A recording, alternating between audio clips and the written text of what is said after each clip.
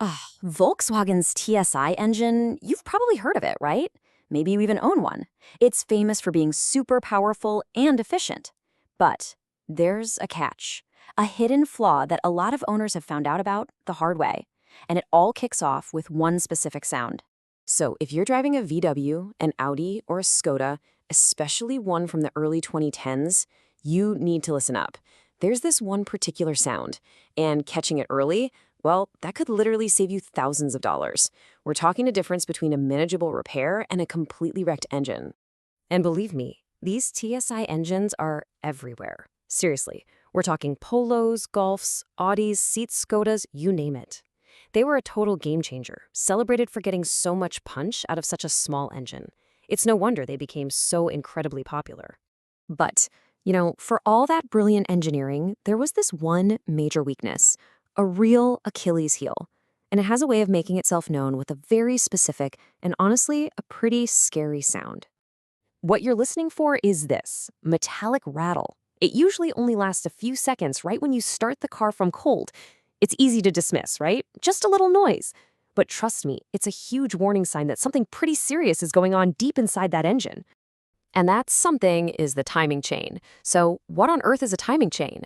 Think of it like the chain on your bike. It connects the big spinning parts at the bottom of the engine with the little moving parts at the top. Its job is to keep everything perfectly synchronized, down to the millisecond.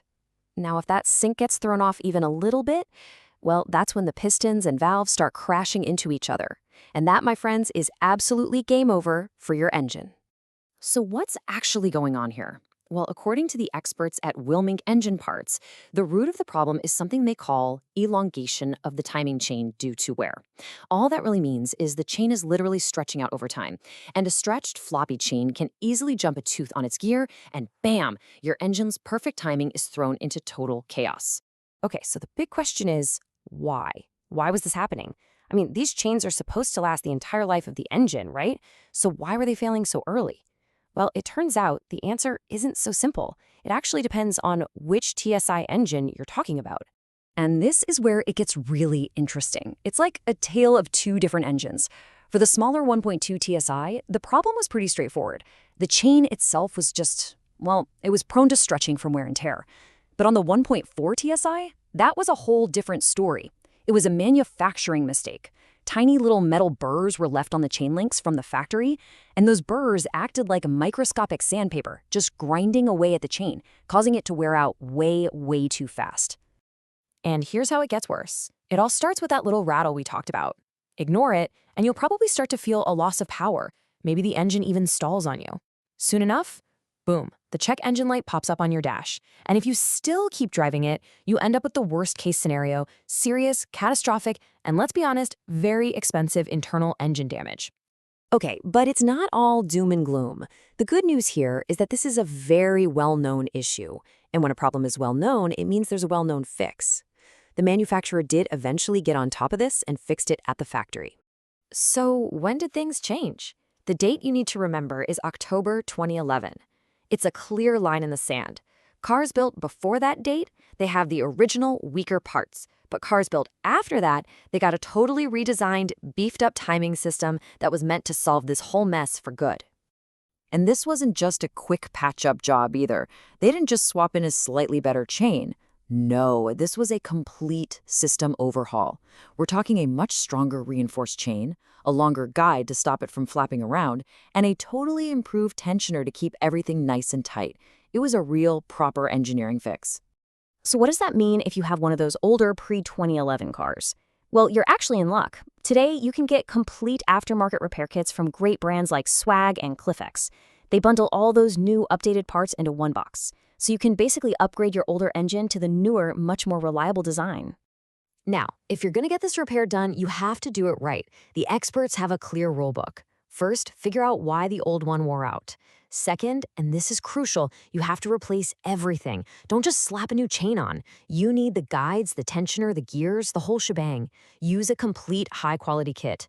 And finally, always finish the job with fresh, correct spec engine oil and a brand new filter. Don't cut corners here.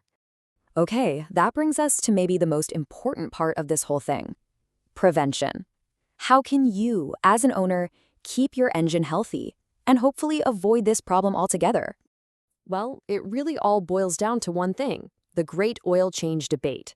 On one hand, you have the manufacturer, who might say you can go 30,000, even 35,000 kilometers between oil changes. But on the other hand, you have the engine specialists, who basically say no way. They recommend cutting that interval by at least half. So here's the magic number: 15,000 kilometers. That's it. Or once a year, whatever comes first. You have to think of clean, fresh oil as the lifeblood of that whole timing system. It keeps the chain lubricated, it keeps it cool. Sticking to that shorter interval is seriously the best insurance policy you can buy for your TSI engine. Look, if you take away only one thing from all this, let it be this: forget the manufacturer's long life service schedule. Changing your oil more often is, without a doubt, your engine's single best defense against this premature timing chain wear. It's that simple. Now, of course, other things can contribute to this. Using the wrong kind of oil, that's a huge mistake. And if you're only doing short little trips around town where the engine never really gets up to temperature, that's not great either. All these things can contaminate your oil and make it break down faster, which just speeds up the wear on that timing chain. Which kind of brings us to a really interesting final thought. We talked about a pretty scary, potentially engine-killing flaw, but we've also seen that there's a clear, well-understood fix and a really simple way to prevent it. So does knowing all of this actually make an older TSI-powered car a smarter used buy than you first thought? It kind of changes your perspective, doesn't it?